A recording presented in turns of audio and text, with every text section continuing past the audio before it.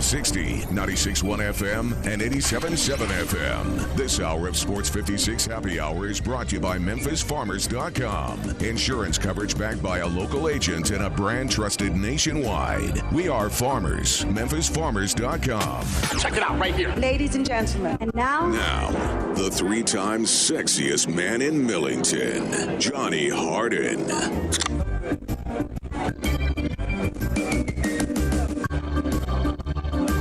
Yellow, yellow, yellow. Welcome, welcome, welcome. I can't believe it. I'm actually back. Yeah, can you believe it? I can. Gabe Coons in the hizzy. Welcome into Sports 56 Happy Hour. A big thanks to all the people who've been cooped up, who've been going crazy, who've been out there on the front lines working. Big thanks to everybody, and thanks for tuning in for the very first one, because it feels like it's been 2 years. I haven't been able to argue with anybody in like a month because I've been with Honey, and I've never won an argument with Honey in my life. So now I'm back. Call 901-360-8255 to get in touch with us. You can always hit us up on the text line at 67129. If you've never joined that, I don't know why. Just send 56 join to 67129. A bing, a bang, a boom. You got us. Plus, you can watch us live. We are on Twitter, Facebook, YouTube, Periscope, Instagram, you name it, we are there. And we are looking rather dapper, I might have to actually say. Gabe's looking really good. He's a year older. Happy birthday to Gabe Coon and my brother. Thank you. When was your birthday? 2nd. May 2nd? Yes. Same day or no? Same exact day. Really? Yep. Nice. Dude, nice. I think what did he turn? He turned 26. Okay. Don't tell me you didn't turn 26. 25. That's so weird that I got the accident in my family is a year older than you, because I see him as so much younger than you. It's also just that's also weird too, because how you see your youngest brother, and then again I don't see you as a young guy because you don't talk like a young man. You're very mature for your age, and also you're kind of a big dude. But welcome back, everybody. And again, I'm so fired up because I don't think you understand. It's been a long time since I've had the opportunity to come to y'all. And I'm fired up because we get to talk about The Last Dance. Last Dance. Oh, Last Dance. And I'm fired up to talk about this because this is my semi-adulthood, or I would call those bad years, the late teens, early 20s. The years where you think you know everything, but you don't know anything, but you're having a whole lot of fun. And MJ was a big part of life back then. And in the 90s, I just want to remind you how many people out there, we went through activism. We went through all this stuff. And I looked this up to make sure I wasn't crazy, but I found this out of the Associated Press from way back when I was a young fella back in 1999, March 2nd, 1999. This was written, and these are the kind of things I'm going to talk to you about. But before I tell you all about this and talk about Michael Jordan and The Last Dance, I want to lay out what we got for you real fast. We have Pete Rose information. If you're going to talk about The Last Dance and Michael Jordan, that's already a dope show, right? But when you get to bring up Pete Rose, the captain of all cheats, and then there are new news, new allegations have come out. And just as of recently, and I don't know if you know them, have you heard of these, by the way, Mr. Gabe Coon? There are allegations. Did you even know that he played for the Montreal Expos before being traded to the Reds? I did not. Everybody just kind of sees him as a Red. Yeah, of course. But, no, he was traded from Montreal to the Reds. And back when all this stuff happened, he had, of course, like most major athletes at the time, people to take care of things for them. And one of the things that the groundskeeper at that time, when they would go on the road, his name was Joe Jammer. He is now, this guy is now basically living, I think, over in London. But again, this was in the Gazette, the Montreal Gazette today. And I will tell you a whole bunch about it later. But it says Pete Rose made sure that he had a corked bat, not just for home games, but his groundskeeper, Joe Jammer, was responsible for making sure the corked bat made its way on the road. We'll talk about that adding to the dopeness of this show. And then you just have to say rest in peace, Don Shula, one of the greatest NFL coaches of all time. And I mean that from the bottom of my heart. With this young man, when he came into the league and then when he left in the league, he passed at 90 years old. He had 328 wins, 156 losses, 6 ties, and he spent 33 seasons as an NFL head coach. By the way, I don't know if y'all know this, most wins all time, a lot of people might throw out Bill Belichick. How many people know it's Dandy Don? Don Shula, not Dandy Don, sorry. Don't want to misconstrue who that is, Dandy Don, former radio personality. But yes, Don Shula, most wins all time. Rest in peace, 90 years old. He passed on. So we got so many things to talk about. I watched a great show. We're going to talk about The Last Dance. Alex Smith, who knew he had personality? Who knew how beautiful his wife was? Wowzers. No, who knew that he, did you see his leg, Mr. Coon? Yeah. Were you eating at the time? No. Were you? Unfortunately, I just got home and I had my whole burger in front of me, had a big fat drink. I was about Lose to your appetite? Or no, you good? Oh, no. Good. Me? I have the weakest stomach in America, dude. I shut that thing, put it in the refrigerator, and the only thing I could do is go and add a couple more shots to my drink and then drink the rest of that joker because there was no eating after seeing that. And it was nasty. But seeing the Alex Smith, the little story, I didn't know that he did this. Did you know that he let people in and come in videotape basically all the stuff? Seeing what he's doing, I mean, a lot of people always talk about how he went before Aaron Rodgers. A lot of people forget how great of a year he had with Urban Meyer up in Utah.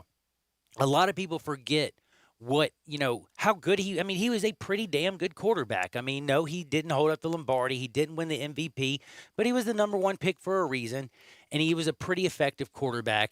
And he's trying to help out a young Dwayne Haskins. His dream, yes, is to come back and play again, but he's just happy that he can walk, that he can go play golf, that he can play with his kids, be with his wife, because there was a opportunity and not an opportunity. I meant there was a bad chance that this dude was going to lose the opportunity to do the things that he loved on 2 feet because he could have lost his leg.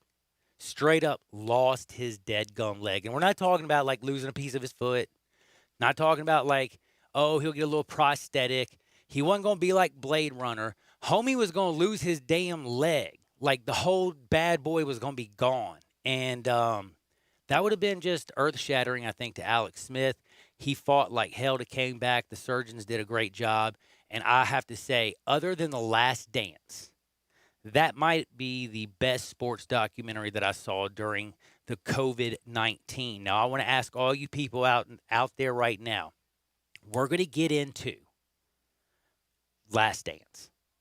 Episode 6 has just come out. I have to say, from my point of view, I get emotional watching this because it takes me back 2 years that, your parents always tell you that when you're in high school and college, these are going to be the best years of your life. You really don't remember. You don't realize it at the time.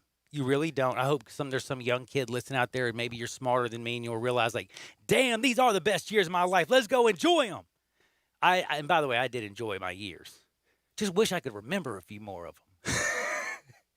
But they really were the best years, and Michael Jordan had such an impact.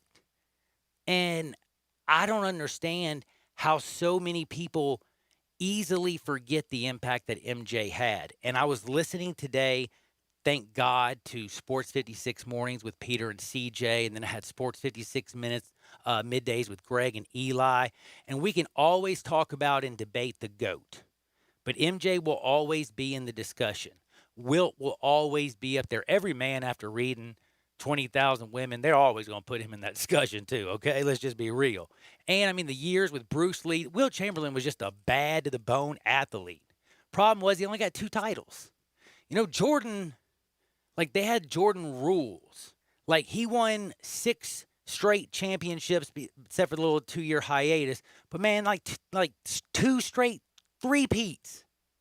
Like he was a straight up winner, man. He never made excuses. You gotta love him. He didn't get arrested. He didn't have any rape allegations. Murder, Mr. Jim Brown. Like I heard people say, well, Jim Brown was better activist. Jim Brown, do I need to pull up, honestly, because I don't want to be that a-hole. If you don't know how bad of a human being Jim Brown was, like Jim Brown was arrested so many times, and he threw a woman off the 2nd-story balcony of a roof. The police showed up. She almost died. She said, yes, he raped me. He almost killed her. But guess what? Did anybody show up to testify against Jim Brown? Nope, and found not guilty. Now, Jim Brown, he was actually, believe it or not, he was caught up finally later in his life. And I can tell you again, basically all of it. I don't want to need to go back over all this stuff about Jim Brown. I don't think so, but I can tell you how in 1965, he was arrested for assault and attempted murder of an 18-year-old Brenda Ayers. Let's see, what was it? 96, arrested again for assault. 1998, assault with a contempt to commit murder after model Eva Braun was found beneath the balcony of Brown's 2nd-floor apartment. Let's see. I mean, just going. Brown was found not guilty of assault and battery stemming from a traffic accident where he ripped the dude out of his car. So Jim Brown, I listened to somebody actually say he was a better person because he spoke out like Muhammad Ali. But as a human being, if you think just because he spoke out he's a better human being than Michael Jordan, you're crazy. And the only expectations that Michael Jordan never met is your own damn expectations. He exceeded every expectation of any human being ever. Freshman year, national champion. Rookie of the year in the NBA. 3rd game of his career in the NBA. Hit the game-winning shot. Went through the bad boy Pistons. They mugged him. Did he make up any excuses about all the hard fouls? No, he went on and put 15 pounds of muscle and got more physical and just said, I'm going to do everything I got to do to win. Did he like to go and sniff coke and chase women and do all that stuff? No, he just tried to be the best he could be. And for some reason, somehow people build people up. And I don't understand why once they get them to the top of the damn pedestal, you want to tear that person down. Sam Smith. Jordan rules were BS, Sam. You know it. I think Michael himself, as far as the activism part, said it perfectly last night in that documentary. He said, I never saw myself as an activist. I never felt the need to be an activist. Did I donate to certain political things that I felt were necessary? Yes. Did I talk about them? No. But he felt he was a basketball player. Mm-hmm. I don't know why. Is doing nowadays, what you're paid for bad? Because he showed up to every game, and he was paid to be a basketball player. And so every person that paid their money to show up to that arena to see Michael Jordan, every time they showed up, they saw the best Michael Jordan. He didn't take off for rest. He didn't do anything. They paid their hard-earned money, and you know what they got?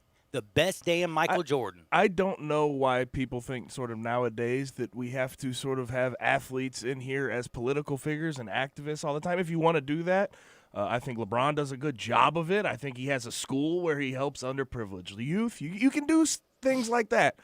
But not everybody fits that bill, right? And I don't think we need to force everyone to have this cookie-cutter thing. But at the same time, the reason that people want to tear you down when you get at the top, people don't like winners. True Just that. truth of the matter. Like, the Patriots win all these times in a row. No one wants to see the Patriots win again. It's just the truth of human nature, and Michael Jordan was no different. The fact that the only thing you could find on this guy was the fact that he gambled quite a bit. That was, by didn't the way, go broke, didn't file for bankruptcy. And he said it also best, and I thought Ahmad Rashad said it well too. Dude, Michael Jordan betting, $100,000 on a game is like me and you betting $10. Yo, I got $10. Michael Jordan's got $100,000. All right, chill. And he bets on himself and wins. Yeah, Let's be honest. And he's betting quarters with the dead gum security guards while he's waiting on things. Those weren't Dude, quarters. Those weren't quarters. Yeah, whatever. So Nickel, it was a quarter game. He was betting more than quarters. Yeah, he was betting like $100. I couldn't have been. It couldn't have been that much. He was doing it with security. Yeah, it was guys. just 120s. I saw a But couple he hundreds and likes to 20s. bet. He likes to bet. He likes to bet on himself, and that's not a big deal. And now I do want to ask this at 67129 because I want to know what my people think out there on our text line, or if you want to call in and you want to talk about what you've seen in The Last Dance. I want to ask this question also. In seeing this, I feel like The Last Dance has honestly, at least from where I sit, I think it's done MJ a great service. I think it showed him in a great light because, in my opinion, it showed him as he's a human being. I mean, people, I hate to say this, they asked him to be almost not human. Jesus, in my opinion, if I remember correctly, is like the only dude that supposedly never sinned. Why y'all want to act like MJ's better than that? You know what I mean? It's crazy the expectations that were placed on him. But hey, he kind of lived up, man. Sometimes I dream that he is me. I mean, he was the biggest, largest global icon and made the NBA and the Bulls, which they were the sixth. There was a indoor soccer team that had more attendance than the damn Bulls before MJ got there. It was sad. But he made him a global brand. Think what he did with the Olympics and the Dream Team. Magic Johnson flat out said it best. Michael Jordan, best ball player ever. Dumbest thing he ever said was kind of like, toy with MJ during a basketball game when they were up 12? And then they got their, brains beat out. He went and scored the next 25 points and beat their brains in. And not to mention he did it with not so great ownership in a front office that wanted to break up Jerry everything Krause at the is same an time. idiot. Hey, but here's the thing about Well, this is I what want I'm to say gonna this. ask. The one thing Before. about Jerry Krause, I want to be fair because I think he did a lot to build that team up to what they were. But he was always he's looking for the yes, next. but Right he's when also- they won, he was looking for the next thing, man. He's Tony also- Kukoc. He's also not around to defend himself. And I think a lot of the time you have to look at higher ownership, higher in the front office. And I think Jerry Reinsdorf, the owner of the Bulls, I agree. Both since Jerry's then, did a bad job. I don't but think Jerry they're- I don't gave think they're Krause highlighting the it majority. enough. Can I just tell you one also thing? Krause, how many GMs have we seen have such a Napoleonic syndrome from the front office? And then how many of you ever seen a person as big as MJ and like Scottie Pippen? Hey, yo, what are you taking? Short pills? You say those are diet pills? Well, your belly's getting bigger and you look like you're getting shorter. I mean, they roasted him. I feel like they treated Tony Kukoc in game one like they would like to have treated Jerry Krause on the dang court if they ever could have gotten him actually out there. They would have loved to have taken that man to task. I mean, when Scottie was the 122nd highest paid player in the league when he was about the second best player at the time. I mean, basically invented the small forward position. It's interesting, but I wanted to ask this question to our texters before we go to break. 67129 is the text line. First thing I got to say, thank you, Kathy. Miss you, sweetie. Thank you to whoever said welcome back, Johnny. Somebody else said, Johnny Gabe, welcome back. And other people, Johnny Gabe, do what you do, baby. And has the virus hit us? No, man, virus ain't hit us yet. We good, right? You good, right? I ain't been smacked by it yet. I'm safe. I'm safe, I think. I don't know, though, honestly. Be careful, though. But be Everybody careful still out be there, careful. yo. Just listen to me and stay at home and drink. And watch The Last Dance at the end of the 6 hours. From 7 to 6, just listen to all the Sports 56. Now, the question, MJ, I'm going to tell you right now, does he look better? I think the Last Dance shows him pretty well. Phil Jackson, holy crap. My goodness, how I've forgotten and how fast I have forgotten how great of a coach Phil Jackson was. That Knicks stank was so profound. It was skunk worthy. Like the New York Knicks, the team he won 2 damn championships with. You know what I'm saying? Got drafted out of what, Dakota? Where the hell did he go? Dakota State or something? I ain't even heard I think of it's North Dakota. North Straight up. Dakota. Straight up, homie gets drafted in the second round, goes to New York, gets a couple titles, then went and was hilarious. Did you see him? What was that, Puerto Rico he was coaching or something? Man, the mayor shot an official in the leg and stuff during the game. Man, it was wild where he was coaching. Anyway, gets to the Bulls. We see how he took over for Doug Collins, but I just wanted to ask this simple question. How much does this help Phil Jackson? Because other than MJ, I think this does more for Phil Jackson and the memory for those like me who so quickly forgot how great of a coach the Zen Master was, what he did with the Bulls, and then later with the Los Angeles Lakers, because the stench was so horrible. I mean, he helped make Steve Kerr who Steve Kerr is. You forget about that until you watch The Last Dance. You remember Doug Collins drew up that offense for MJ, and everything finished with MJ. And yes, MJ led the league in scoring, but they couldn't get past the damn Pistons. Tex Winters, my man Phil just picks his brain, learns the triangle. They initiate the triangle.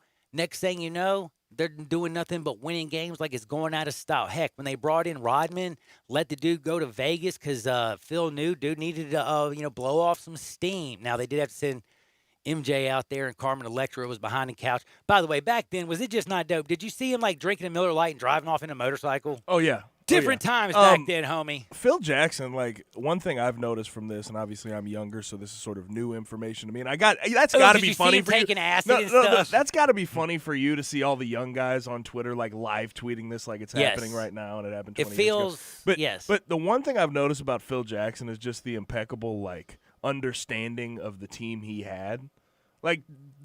To let Dennis Rodman just go do what he wanted for, he said 48 hours. And just because 82. he knew he needed it, and just to see how he treated him when he got back, it's just. And then also Dennis Rodman. Again, I'm asking the question: who did this help? Gabe, thank you so much. I love you. This dude keeps me. By the way, at G_Coon71. What would I do without this man? I don't even know. He's keeping me on track. Dennis Rodman, help or hurt? Because I think this helped him a lot, because it did show he might have partied a lot. But do you remember when they asked him, do you, the media and everybody's seeing you as a bad boy? Do you dislike it? Do you hate it? He's like, I brought it on myself. That's he owned it. And he did show up to games. Dude might have partied like a rock star, but he also played ball like a damn all-star. And I have to admit, I respected Rodman for that. Scottie Pippen, I thought this made look good. Jerry Krause, I thought this made him look like a toilet bowl. Tex Winters, I thought it made look good. Doug Collins, I'm kind of iffy on. I'm not sure how I feel. I kind of actually felt bad for him, but I did feel like he was the wrong person. I thought Doug was more about MJ. Phil was more about team. I just think this is an unbelievable thing. I want to talk a little bit more about it, but I do want to remind you, we've got craziness going on in the National Football League, and I'm not talking about, rest in peace, Don Shula. I'm talking about Andy Dalton to Dallas. I haven't talked about the draft, and winners and losers, because we have 3 extreme winners and then 2 teams that I thought smoked a hellacious lot of crack right before the draft. Or they just let Tyrone Biggums do the damn draft. I don't know. But I do tell you this.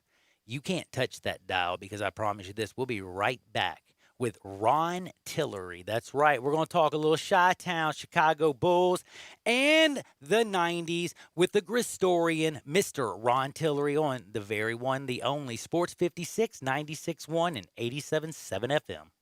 Take Sports 56 with you on your phone or tablet. Download our official Sports 56 app today.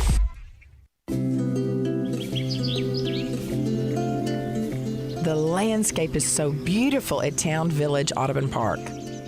Nestled in the heart of East Memphis, located corner of Park and Cherry, is a beautiful residential neighborhood. Looking for a great place to retire, but you still have a very active lifestyle? Then visit Town Village. Only requirements that you're 55 plus. Prices per month starting at $24.50. The Gourmet Chef welcomes you to visit our restaurant and bistro. Package includes 3 complimentary meals per day, maid service, free local transportation, monthly coffee club, themed dinner parties, lots of fun. Visit us and call Daniel or Bo at Town Village Audubon Park at 901-374-7342. There's no place like home. Town Village Audubon Park.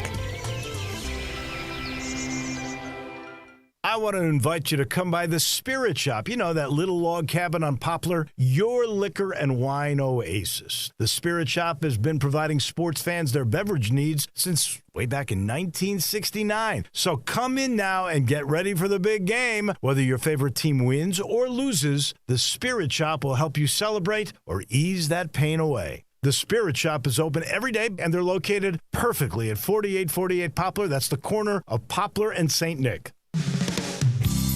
DeSoto Auto Sales specializes in late model cars with low mileage. They have the highest standards in the car industry. All of their cars are test-driven, checked out from head to toe. Unlimited inventory, every make and model. And if it's not on the lot, they'll find it for you. Walk in the door of DeSoto Auto Sales, 5704 Goodman Road. Within 45 minutes, you can test your car, get credit approval, and finish paperwork within an hour. No shortcuts at DeSoto Auto Sales. Kind, courteous employees, a down-home environment. DeSoto Auto Sales cares about your time. Lowest prices in a 350-mile radius. We're living in a world today where time does matter. Visit them online. Check out their referrals. DeSotoAutosales.com.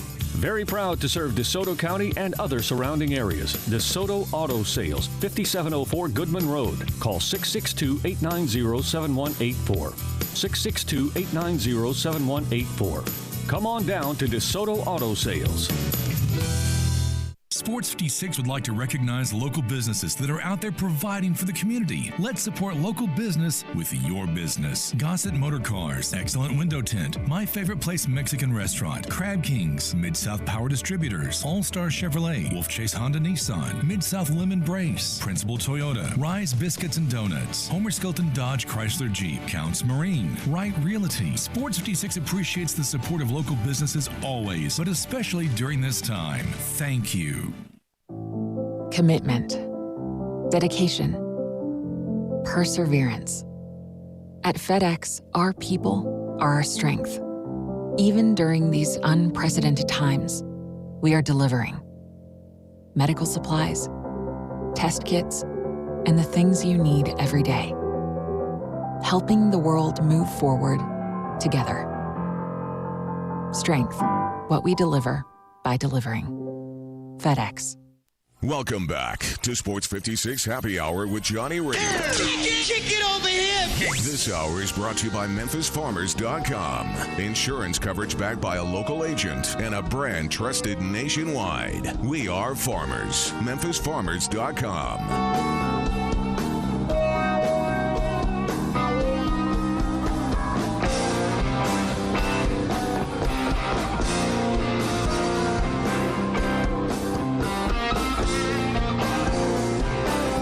Yo, yo, yo! Welcome back to Little Sports 56 Happy Hour with your friend Johnny Radio. Thanks to all you people out there and all your kind words and texts. And we're talking a whole lot of stuff today.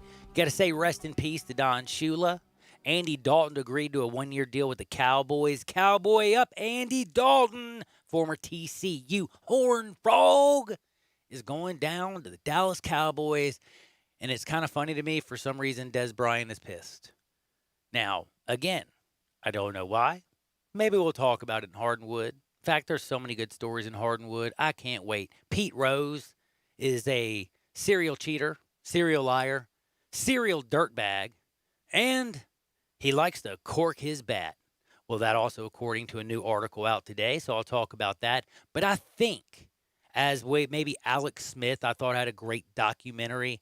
I think everybody and their grandmother is, at least from my generation, is all up in The Last Dance. And I can't think of a better person. I called him yesterday. I asked him, be my first person back, the Grist story and Ron Tillery. And guess what? He said yes. Till, how are you doing, my brother? I'm great, man. Welcome back. Man, thank you. I appreciate you joining me. And I just wanted to ask you, are you enjoying this 6-part amazing series as much as I am? Probably even more. Ooh. Because it's so nostalgic for me from two different perspectives. So the first repeat, I was a teenager/college student. And then how about leaving school, my first newspaper job, I get the Bulls beat at a small paper in Chicago when Michael Jordan was away, and then he comes back. And so I cover the 96 finals in Chicago. The very next year, I get hired in Seattle, and I covered the last two against Utah in Seattle, for Seattle. And so I did the last repeat. So, I mean, it's just amazing to watch this stuff. Yeah, I'm going absolutely bananas. I don't know if you heard me in the first segment. The one thing, though, that I think that I have found most of all from reading Twitter, from listening to radio, from talking to people walking around at a 12-foot distance or whatever, social distancing, yelling at people, yo, what do you think about this? One of the things that I have kind of come to realize, or at least one of the things that bothers me is Michael Jordan is actually better. Like, watching this, he was even a better person than I even remember. And he was just a damn winner. I mean, from winning the national championship at North Carolina, 6 championships in the NBA, what he did with the Dream Team. Dude was just a dang winner. And then what he did with Nike and then Gatorade and McDonald's, and his persona, never was arrested, never got in trouble, didn't sniff a bunch of yay, just wanted to win. But the one thing is, it amazed me how people built this man up to the biggest man on top of the world. You know what I'm saying? But then they wanted to tear him down. For what? Like the whole gambling thing? Dude has more money than y'all. If he wants to gamble, he can. It's not like the dude was going to be like hawking his watch, like he even said. So again, I think the only thing that was ever wrong with Michael Jordan were people's own expectations of Michael Jordan, because he was as close to perfect as any other athlete I've ever seen. And if you're a person that goes to pay for a ticket, did he not do his job every damn night? Right. You know, it was a reminder to me that just as much as we have bad PR today, there was bad PR back then, because I wouldn't have discussed the gambling. I may have made one statement, and I would have been done with it. He didn't do anything illegal. These players still gamble. Yeah.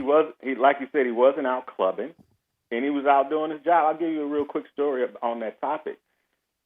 When I went to Seattle, one of my first road trips with the Sonics was to Salt Lake City, Utah.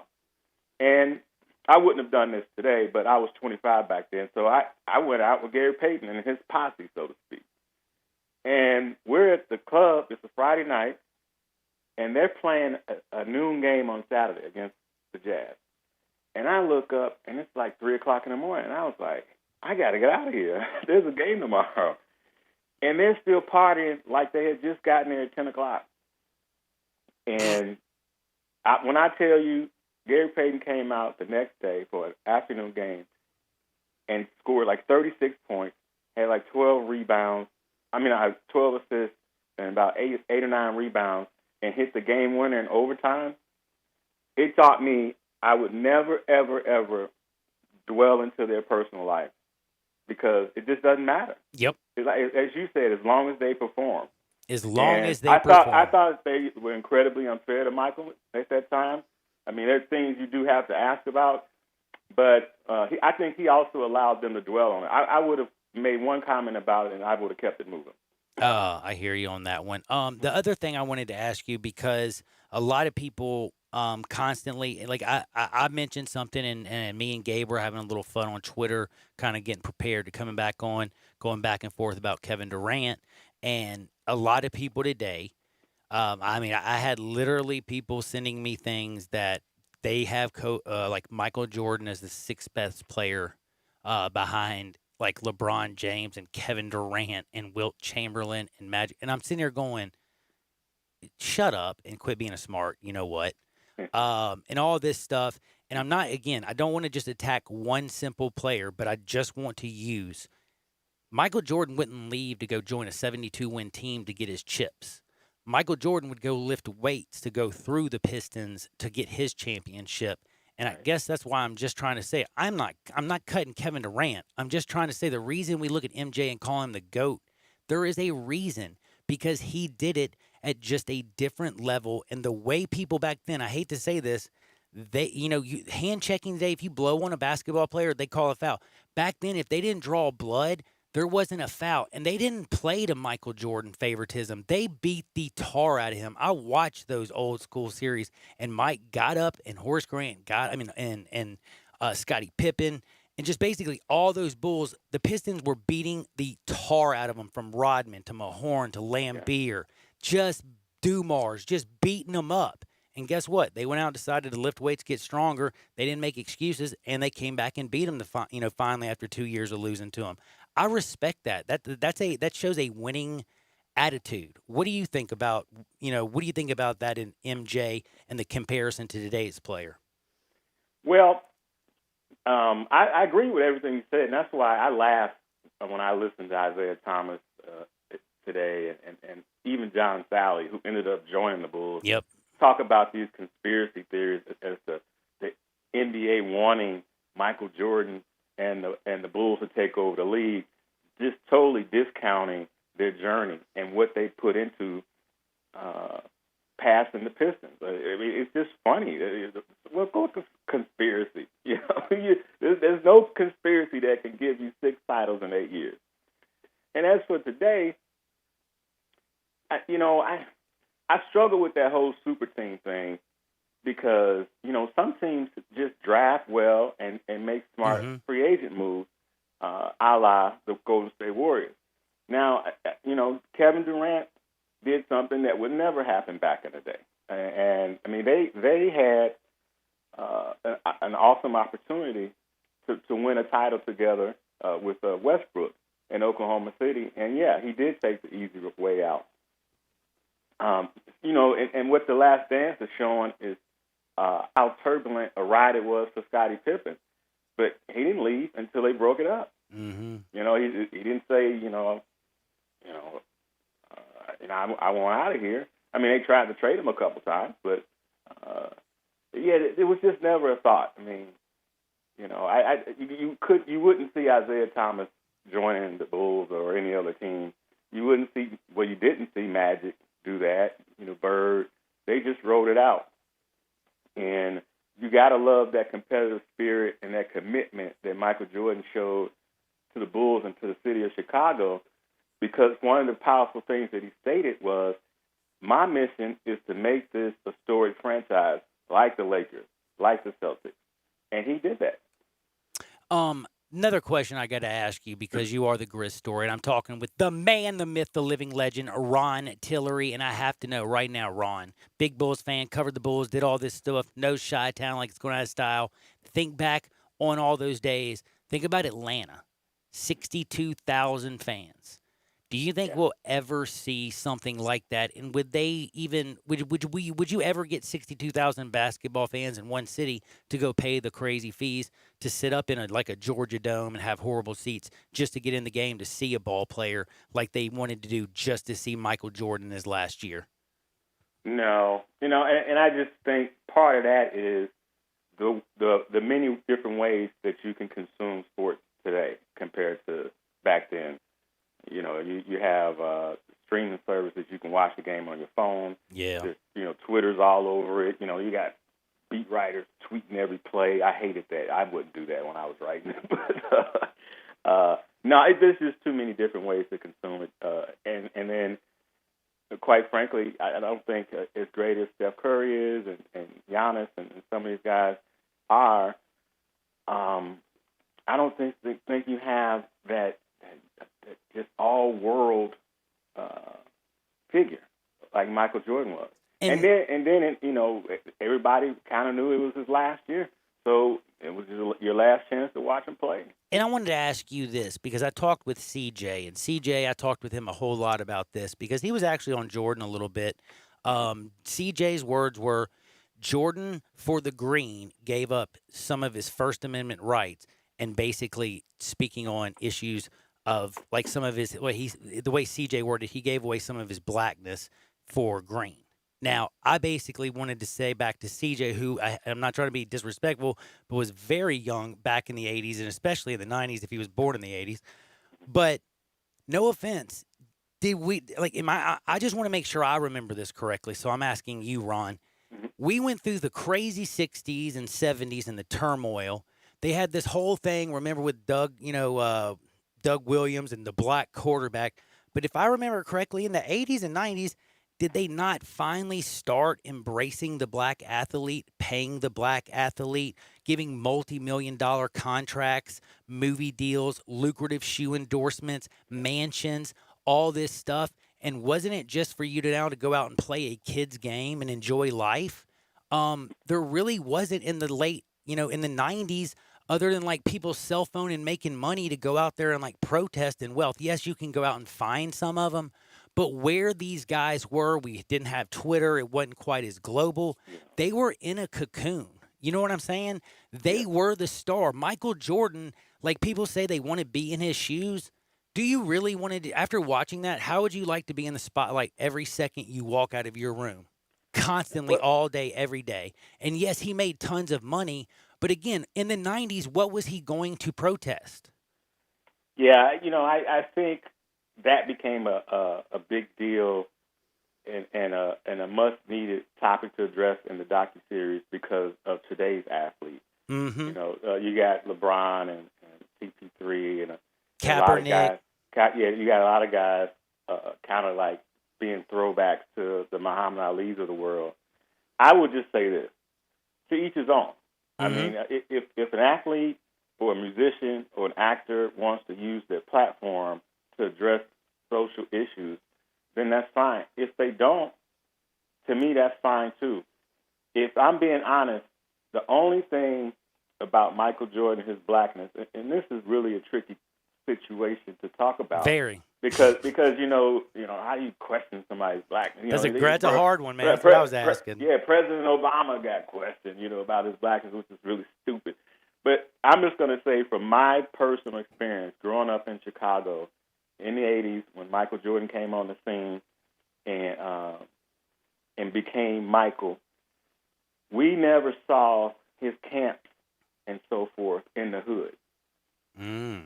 They were all in the white suburbs. He didn't put on camps in the hood.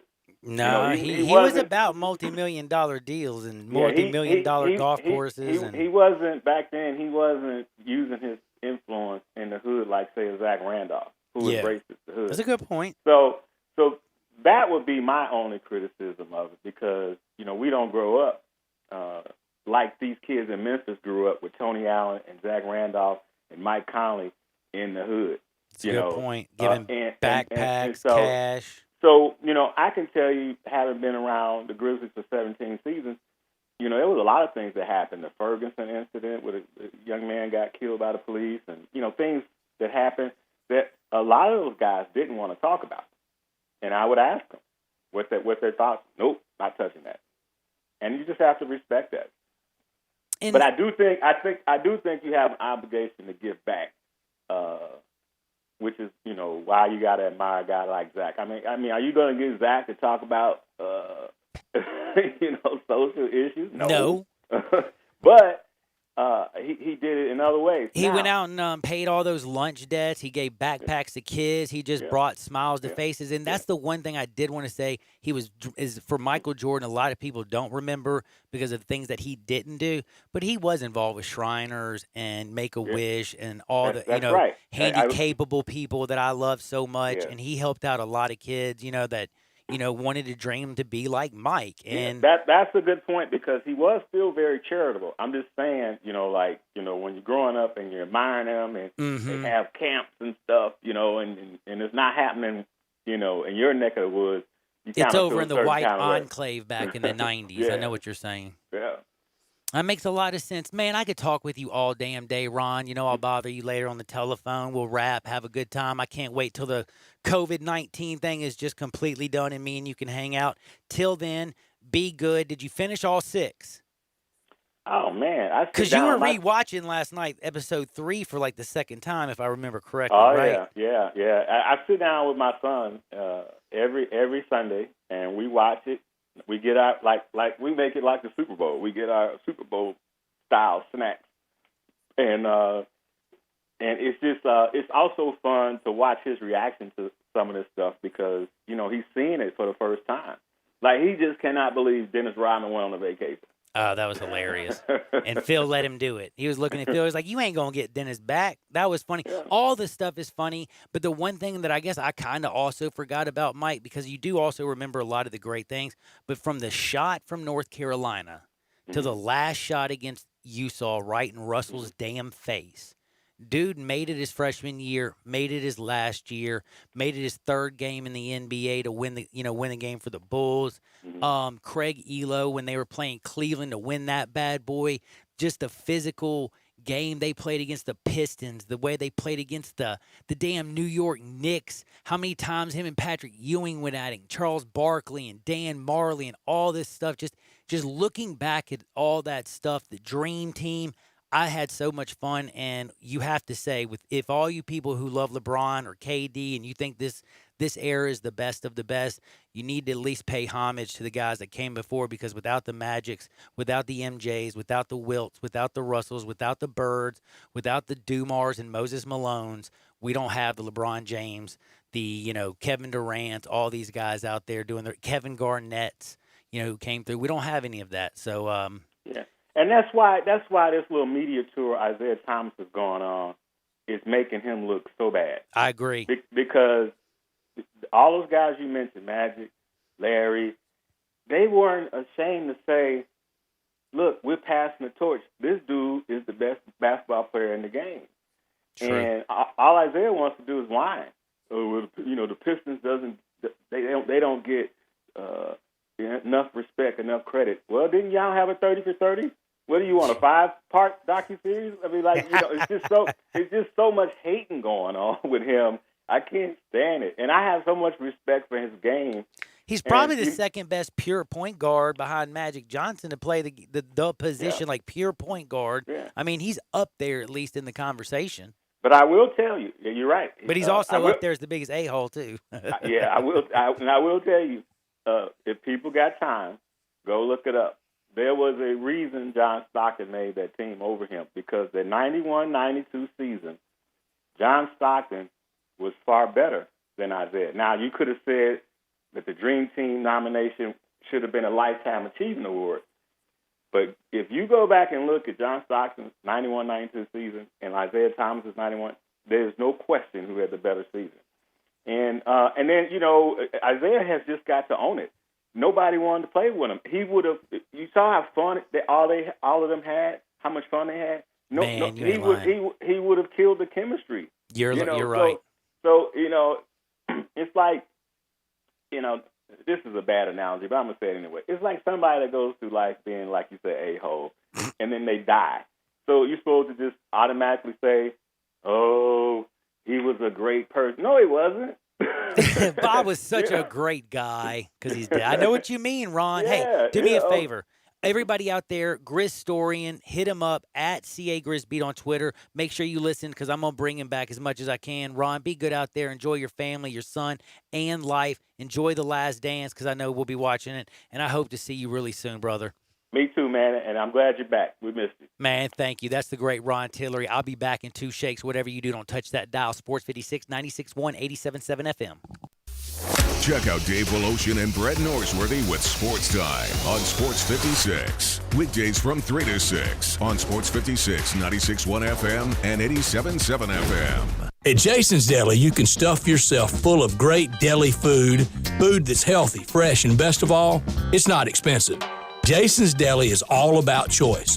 Whether you're looking for a gluten-free menu, vegetarian sandwiches, healthy kids' meals, or if you'd like to invent your sandwich via the build-your-own selections, Jason's Deli has you covered. And they only use fresh, wholesome ingredients. Choose from the club and specialty sandwiches, paninis, wraps, soups, salads, pastas, and much more. I love the cleanliness in the restaurant, the hospitality, and of course the cost. They have a huge salad bar and great soups, including Southwest chicken chili, fire roasted tortilla, organic vegetable, tomato basil, and many, many more. And if you're planning an event, their catering department is fantastic and can handle any size party. Go check out Jason's Deli's 4 locations. On Ridgeway in the Park Place Center, that's my favorite, on Germantown Parkway in Cordova, at Poplar and Highland, and on Goodman Road in Olive Branch. Eat well and stay healthy with Sweetgrass Next Door's to-go and delivery service. From shrimp and grits to pork chops to chocolate chip cookies and more, feed your need. Located in the heart of Cooper Young Midtown, Sweetgrass Next Door makes for an easy to-go, pickup, and delivers to all of Midtown, most of downtown, and even East Memphis locations. For more information, visit online sweetgrassmemphis.com or call 901-278-0278 to place your order today.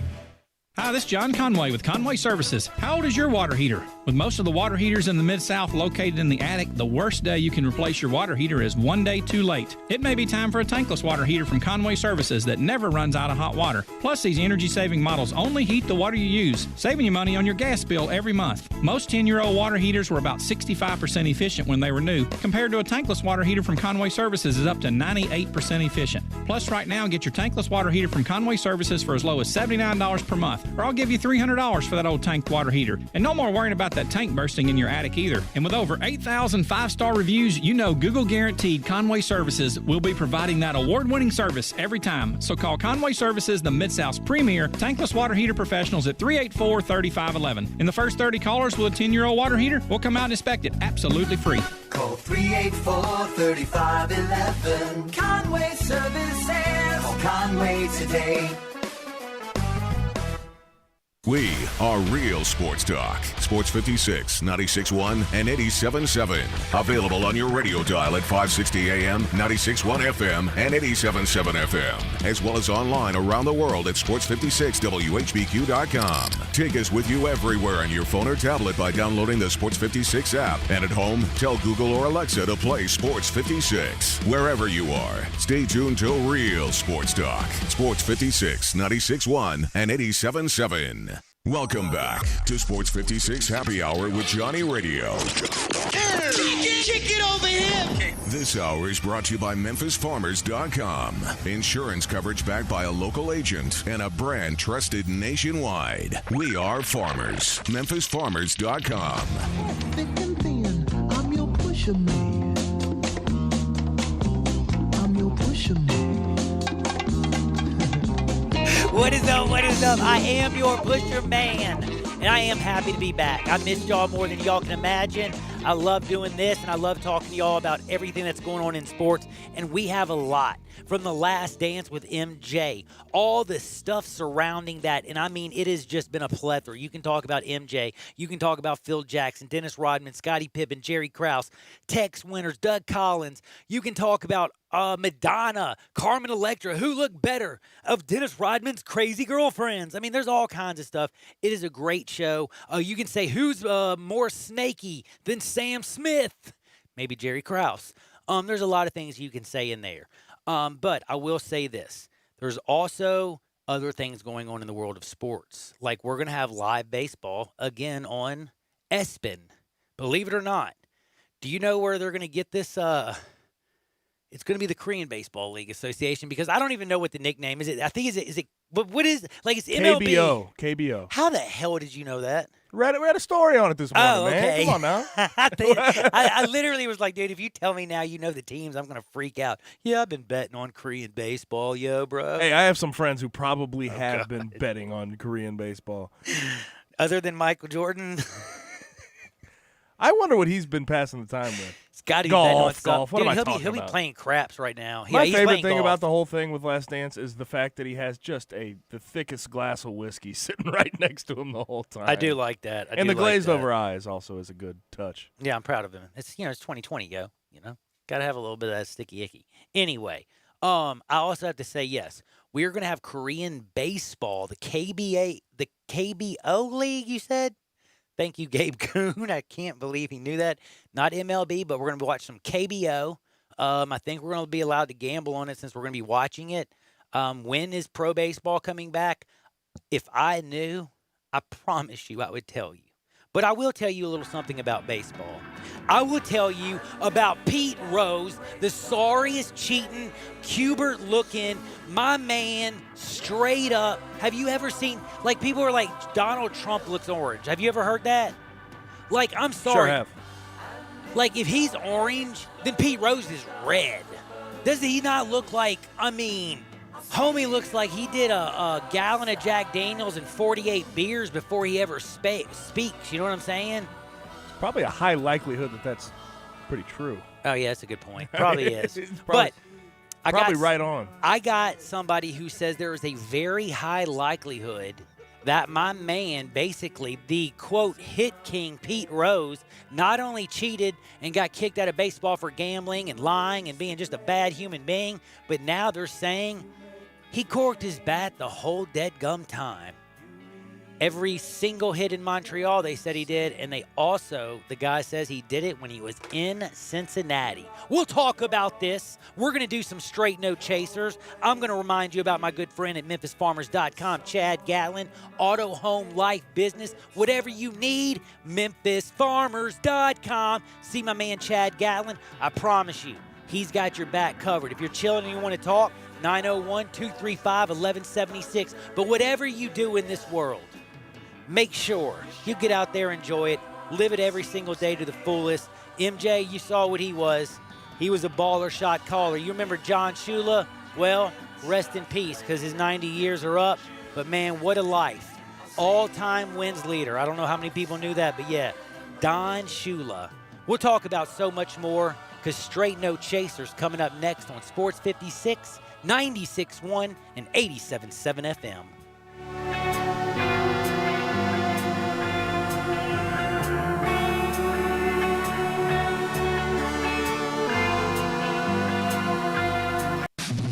With Advance Auto Parts, you can get the part you need from the comfort of your garage. We have a wide variety of parts in stock, and you can get them fast. Order online with Advance Same Day and get your part with same-day pickup in-store, same-day curbside, or same-day delivery. It's the fastest way to get the part you need, where you need it, when you need it. Advance your auto at Advance Auto Parts and participating CarQuest locations. See store for details. Sports 56 would like to recognize local businesses that are out there still feeding and providing for the community via curbside pickup. Let's support local business with your business. These local businesses include Shelby Forest General Store, Let It Fly, Moon Dance Grill, Great Wines, Germantown Wines and Liquors, Corks Wines and Liquors. Sports 56 appreciates the support of local businesses always, but especially during this time. Thank you. Upgrade to luxury. Visit the Umansky Luxury Complex at Ridgeway at 385. Umansky Maserati and Alfa Romeo, Lincoln of Memphis, and Acura of Memphis. One convenient location for incredible brands. Ridgeway and 385. Come see the Italian race-inspired performance of the Stelvio and Ghibli, precision-crafted performance of the RDX and MDX, or the amazing new Aviator, Navigator, or Nautilus. Rates as low as 0%. Payments from $279. 90 days until your first payment at the Umansky Luxury Complex at Ridgeway and 385. While qualified buyers, offers cannot be combined. Golfers, our tee times, fairways, and greens are on the horizon.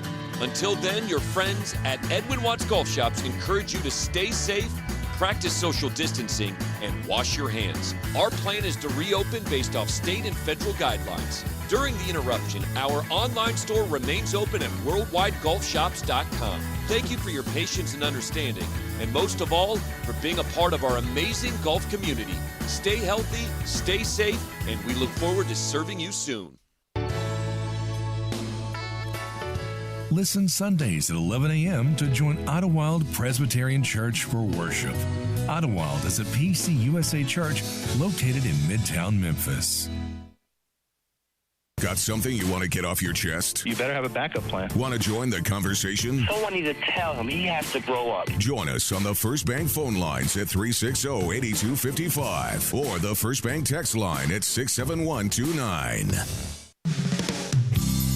DeSoto Auto Sales specializes in late model cars with low mileage. They have the highest standards in the car industry. All of their cars are test-driven, checked out from head to toe. Unlimited inventory, every make and model. And if it's not on the lot, they'll find it for you.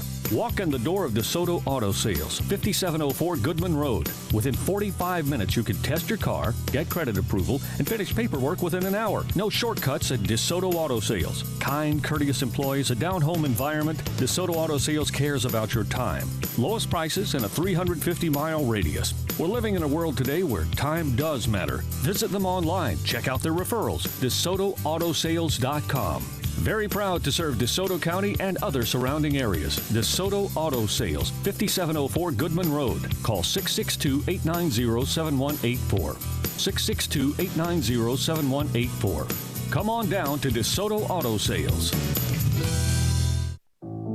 Commitment, dedication, perseverance. At FedEx, our people are our strength. Even during these unprecedented times, we are delivering medical supplies, test kits, and the things you need every day. Helping the world move forward together. Strength, what we deliver by delivering. FedEx. We are Sports 56 WHBQ Memphis, WIVG-FM Tunica Memphis, and WPG-FLP Memphis, Flynn Broadcasting Stations. Welcome to Sports 56 Happy Hour with Johnny Radio.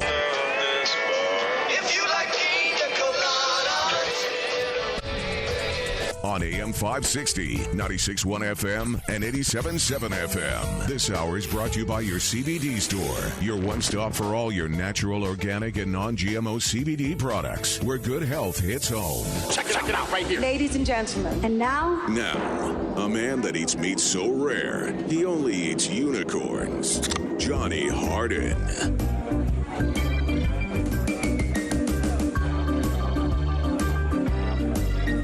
What up, what up, what up? By the way, if you checked me out and you saw this very young, dapper-looking individual, that is me. 21 Jump Street style. I'm telling you right now, I could sneak into a high school, go like, Johnny Depp, 21 Jump Street style. I find all the drug dealers in the high school, befriend them all, and then after 9 months and I'm completely burnt out, I'll let y'all go arrest them. You look younger than me right now. I know. You look younger than me right now with no facial hair. Drew looks older than me. I look like a little baby. I see. The problem is, I haven't been able to get to the barbershop, and I don't. Barbershops aren't open, so it's been a You got a struggle, full-grown, you see it, man. Homie, it's it is uncontrolled. monstrosity. If you were looking right now at us, because, by the way, you can hear us on the original Gangster AM 560. We're now on 2 FM channels, 96.1 and 87.7 FM. Yes, we're first on the dial in the FM, first on the dial AM, and, of course, number one in your heart. You can see me and Gabe also on Twitter, Facebook, Periscope, Instagram, and YouTube, I believe. And that's all to say, you can see this monstrosity on my face. And and he looks like a mountain man. And he does look like he could be my father. Luke, you are my father. No, wait, how's that go? I am your father. Not See, I've you never are my watched father. it. That would be really kind of... Oh, yeah, Luke was Darth Vader talking to Luke. That would mess up everything. Luke. You are my father. Somehow, you're my father. That wouldn't work. Anyway, when are you going to get that beard back? We need to... It grows back quick, bro. All right, man. I literally shaved right before I came back in because I did the whole midnight shave. I went to sleep at 8. Because they did recommend with COVID-19 not to have a beard. Yes, correct? is that another why you did it? Well, my girlfriend told me to shave it off immediately. Okay. Because of the COVID-19 thing. So I've been shaving constantly. But again, I couldn't sleep last night. I was so fired up to be in here. I woke up and showered and shaved, and it was 12 o'clock at night. And then I had to shave again before I came to work. Now I look like a kid again, and it feels good. Now, we're about to do Straight No Chaser, but I also want to remind you we have amazing sponsors and amazing listeners. And to join the program, 901-360-8255. We've talked Last Dance, and we've got Pete Rose. I've got Hardwood coming up. We've got all kinds of stuff to talk about. Plus, it's 67129. Bring your text, and we are going to rock and roll. But before we get into Straight No and Yes Chaser, going to ask all you people just a real quick question. And this is the first question. How bad did you think of Pete Rose before today? On a scale of 1 to 10 on good human beings. 10 being the Pope. Gandhi or somebody. I don't know. He was certainly a 1 through 3. I was thinking, dude. 1 through 3, no matter 3. one is I'm hoping to be a little bit But better. I'm saying, if someone's being lenient, they'll give him a 3. I give him a 1. Now, I'm going -1. We're going negative numbers. It's 1 through 10. 1 equals negative. It's the same thing. He's a bad dude, by the way. We'll get to it. And I'm about to get to this, and I can't wait to it. We have so much stuff at Straight No Chaser. We're about to do Straight No Chaser. Hardenwood will make you feel so good. We have so many things to get out. We're going to be knocking it out like it's going out of style. Trust me. It's going to be safe, though, lady. We will have this section protected. Now, speaking of protection, Gabe, save me. Straight No Chaser. Been a long time since we got to do this, dude. I love way this. too long. It's wild, but I'm gonna start here because I think this was a debate toward the end of last week into this week. Obviously sparked because of The Last Dance. ESPN put this out there. I just want to ask you: the Bad Boy Pistons versus the 2019-2020 Lakers.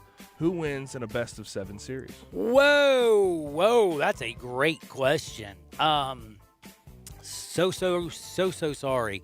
I'm glad it wasn't immediately to the Bad Boy Pistons. I'm glad this is a thought process thing for you. I was going to say, you got to think about AD, the talent that LeBron James is.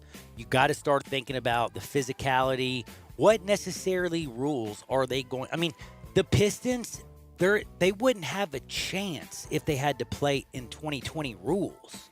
So let's just go ahead and put it back into the late 80s. I'll tell you this 90s. way. It's almost kind of like this, and I hate to say it because this is I don't want to be a cop-out. Chuck Daly, one of the greatest coaches of all times. I think he could adjust to any era. I just don't know if that team that he pieced together would have been able to adjust to this era. They didn't have enough three-point shooting. They were so damn physical, there wouldn't have been a person on the bench that could have gone in the game by the third quarter because they would have all fouled out. Like, holy cow. I watched a few of those old, replays. There would be like 4 fouls on one series. Team would be looking and praying for a whistle. Dude's nose would be bleeding, and the refs are just chilling. Mahorn and Lambier are the hardest foulers, nearly of all time. But I'm going to go ahead and just say, let's assume we're talking about the late 80s, early 90s style of refereeing. Where you could use a little bit of physicality to go at the other team. John Sal. See, this is the problem that we also forget. We'll think to ourselves immediately, and we'll look at LeBron James, and we'll see that piece. And you'll also think about Anthony Davis. 2 right now, the best players of all time, basically. I mean, they're let's just be real. They're ballers. But here's where I hate to do this. God, I hate doing this. But, and it's a very big but, the stars. You know Isaiah.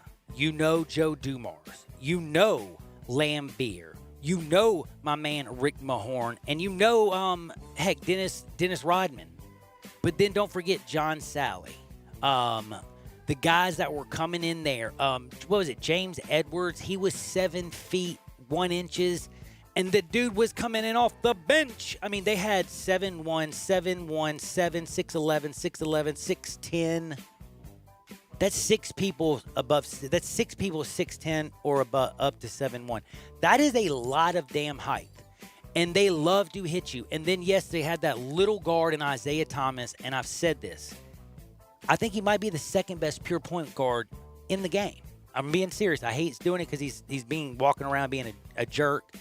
I just think that if they played in the old school rules, boy, LeBron James can make a series, can he? Yeah, and he's also lost the series to the Mavericks. I'm just gonna say that 89, that Pistons team, especially in 89, I'm taking the Pistons. Interesting. The game. It took me a while. And obviously these cross-era comparisons become so hard. They only lost 2 games to Michael Jordan's Bulls. You know that, right? They won every other game. They swept the Lakers, wasn't it? The thing that I point out here is just like the difference in offensive basketball nowadays and how many threes are being taken. Well, that's why if we were playing versus today, what the Pistons were doing. I think they'd lose by 30 points if we Pistons, played today's rules. You have Isaiah Thomas, and Isaiah Thomas is main form of offense on that team. Joe Dumars, I mean, he could do something. What I'm he's saying not. is He's not. They beat. That's what I'm saying. If you played in those old school rules, they just beat the tar out of the Lakers. But I think, unfortunately, if they had to go fast forward and you could take those exact perfect bodies, put them on the court in 2020, and you play with these rules, they lose by 30. They get smoked. They wouldn't even, can you see, Lambeer, what the hell is he going to do in pace and space? Look, what's Mahorn going to do? They all going to be like, what the hell's going on? They shooting 30 damn 3 points a game. Having to deal with a guy like Anthony Davis out on the perimeter, that's tough. LeBron James, that's tough, dribbling man. out there. Again, Scottie Pippen was one of the first small forwards of the game. So, yes, if you go back to that era, I hate to say, I don't think the Pistons get enough respect because they were bad boys and they were the most physical. They brought the pain. And they had to go, by the way, they went through the Celtics. Then they went through and beat up the East, only lost 2 games to the Bulls, and then they pimp-slapped the Lakers in the championship 4 games to none. It was like OV. That Detroit team was really damn good. And this Lakers team still isn't the champion. Never got the chance. Well, we'll see. We'll see. We'll see what happens. I don't want to count it out. Don't count it out yet. Great question, by the way. We'll see what happens. I like that now, question. Along the Bad Boy Pistons conversation, I want to get to Isaiah Thomas. By the way, Chuck Daly, I just was he want to one of ask the coolest you straight, coaches of all time? Oh, he was. He's good. Dennis Rodman beloved him like no other I know, human he was being so good on this planet. But did MJ make Isaiah Thomas cry? Miss the dream team Olympics, that year? Would you think Michael Jordan was the reason he was not on that team? I think that just as the excellent Grizz historian Ron Tillery said earlier, John Stockton at that point in his career was better. John Stockton, people forget, he was damn good. And by the way, Chuck Daly, one of my favorite coaches, somebody just texted me, is he your favorite coach? No, Don Nelson grows marijuana, homie, in Maui. He's my favorite coach. What's up, Donnie? But yeah, I love Chuck Daly. Sorry, just a little sidebar. But let's just be real. The dream team was more, in my opinion, Magic Johnson was on it at that time. This wasn't the damn 80s. You know what I mean? This was more about a lifetime achievement award. And what was the closest game? Croatia, and they beat them by 30 or something? So Isaiah, they were going to win, but I'm going to tell you this. MJ wasn't going to have Isaiah on that deadgum team, and you know what?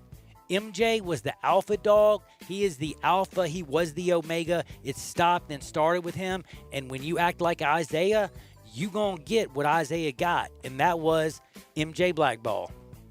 So you think it was an MJ conversation with the higher ups saying, "Hey, no, I don't even think that. I don't even think they had to have. They didn't even have to. They knew. I think they knew better. I don't even think they had to have the conversation. And Magic Johnson said one of the best things. A lot of time, I don't know how many times did you notice in that? How many times Magic Johnson would say to reporters, "Y'all are going to run him out of the game," or go talk on other front offices on behalf of Michael Jordan. Magic Johnson was what an ambassador to basketball, and I don't even think people realize how many players he's helped.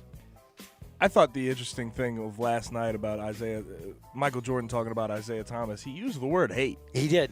He's like, I respect his talent no matter how much I hate him. I don't care what you show me, I'm going to still hate him. Yes. What was it? I don't care what you show me, I'm still going to hate him. Yeah, that was in the, I think, 3rd or 4th episode. This one last night, he said, I respect his talent no matter how much I hate him.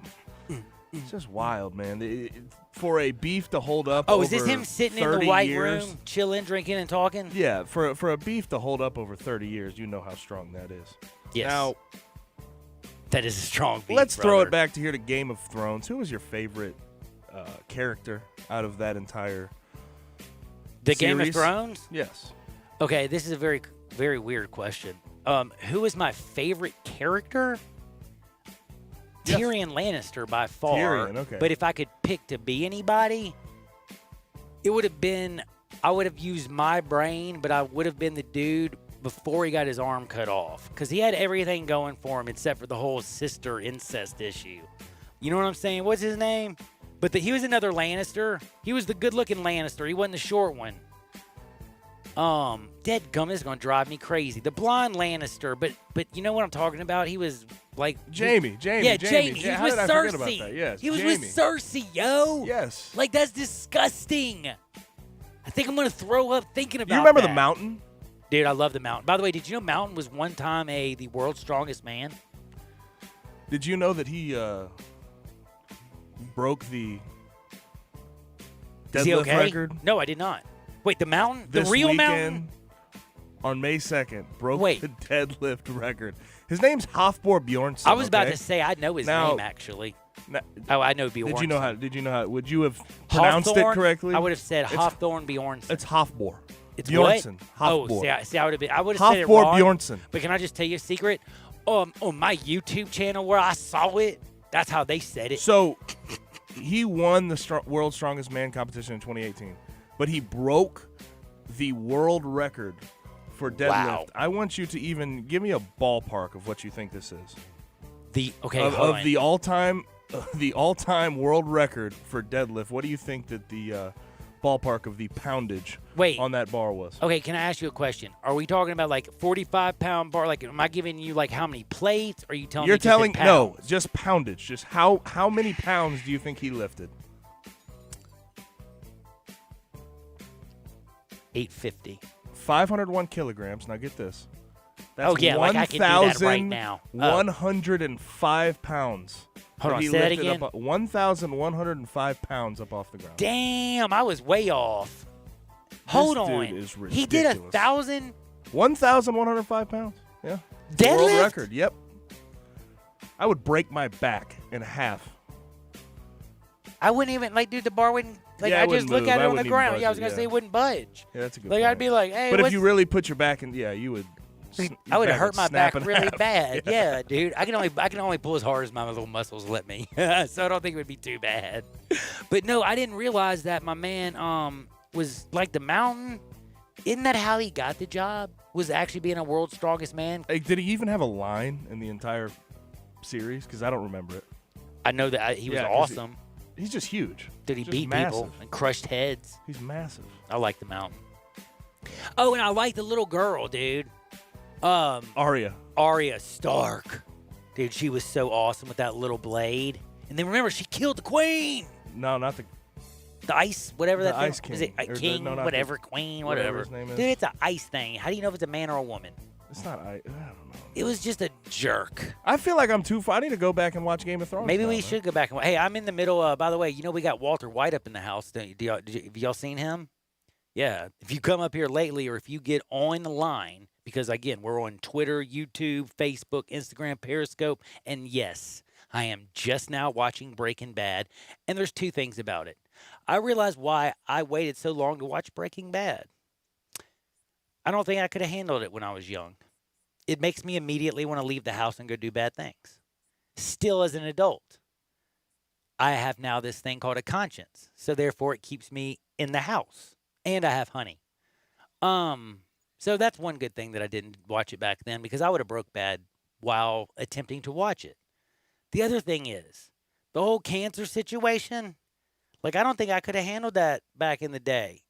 Like, now watching it, I can handle a little bit of it, but I think that would have messed me up too. So I'm watching Breaking Bad at the perfect point, and I'm going to tell all you people, it looks extremely intimidating.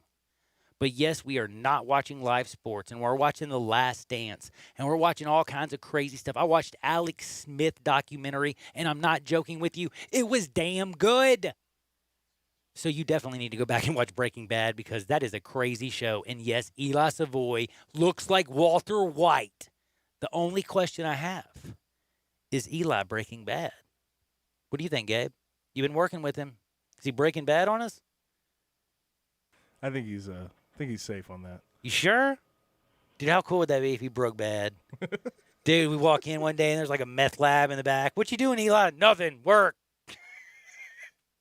If you haven't watched Breaking Bad, you have no idea what we're talking about, but I promise you, don't worry about it. Flynn Broadcasting is FCC perfect. But I do have to tell you, 901-406-1101, if you're sick of renters and maybe like you had a Walter White in your rental property, well, now you need to get rid of it. Big problems. I got the solution. 901-406-1101. You call my buddy Bill at I Buy Houses, and guess what? Bing, bang, boom. Literally just sold your house. It is easy as that. I promise you. Call 901-406-1101. That's 901-406-1101.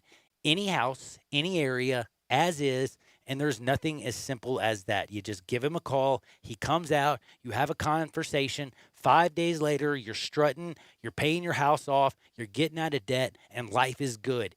guaranteed to close in 5 days. Call my buddy Bill at iBuy Houses. That's 901-406-1101. We're coming back with my favorite segment of the day on Sports 56 Happy Hour. We are going to take you to Hardinwood because guess what? It feels damn good, and it feels great today on a beautiful spring on Sports 56, 96.1 and 87.7 FM. We are Sports 56 WHBQ. Listen to us daily on AM 560, 96.1 FM, or 87.7 FM. The landscape is so beautiful at Town Village Audubon Park. Nestled in the heart of East Memphis, located corner of Park and Cherry, is a beautiful residential neighborhood. Looking for a great place to retire, but you still have a very active lifestyle? Then visit Town Village. Only requirements that you're 55 plus. Prices per month starting at $24.50. The Gourmet Chef welcomes you to visit our restaurant and bistro. Package includes 3 complimentary meals per day, maid service, free local transportation, monthly coffee club, theme dinner parties, lots of fun. Visit us and call Daniel or Bo at Town Village Audubon Park at 901-374-7342. There's no place like home. Town Village Audubon Park. You have to be up in 5 hours, 2 hours, 6 minutes. And when you hear, you realize that you haven't slept a wink. That's why there's ZzzQuil Pure Z's, a drug-free blend of botanicals with an optimal dose of melatonin, so you can fall asleep naturally with no next-day grogginess. It's available in both liquid and gummies, tastes great, and is non-habit forming. Pick up ZzzQuil Pure Z's from the sleep experts at Vicks ZzzQuil. ZzzQuil Pure Z's, naturally superior sleep. Available at retailers near you. The landscape is so beautiful at Town Village Audubon Park. Nestled in the heart of East Memphis, located corner of Park and Cherry, is a beautiful residential neighborhood. Looking for a great place to retire, but you still have a very active lifestyle? Then visit Town Village. Only requirements that you're 55 plus. Prices per month starting at $24.50. The Gourmet Chef welcomes you to visit our restaurant and bistro. Package includes 3 complimentary meals per day, maid service, free local transportation, monthly coffee club, theme dinner parties, lots of fun. Visit us and call Daniel or Bo at Town Village Audubon Park at 901-374-7342. There's no place like home. Town Village Audubon Park. Commitment, dedication, perseverance. At FedEx, our people are our strength. Even during these unprecedented times, we are delivering medical supplies, test kits, and the things you need every day. Helping the world move forward together. Strength, what we deliver by delivering. FedEx. Welcome back to Sports 56 Happy Hour with Johnny Radio. This hour is brought to you by your CBD store, your one stop for all your natural, organic, and non-GMO CBD products, where good health hits home. Here's Johnny Radio himself, John Hardin.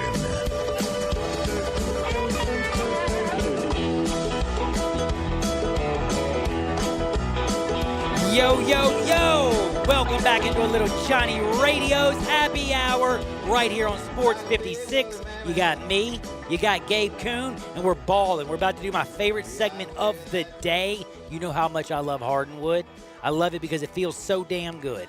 But before I get there, I did want to say one thing. Rest in peace again to Don Shula. My man has passed at age 90.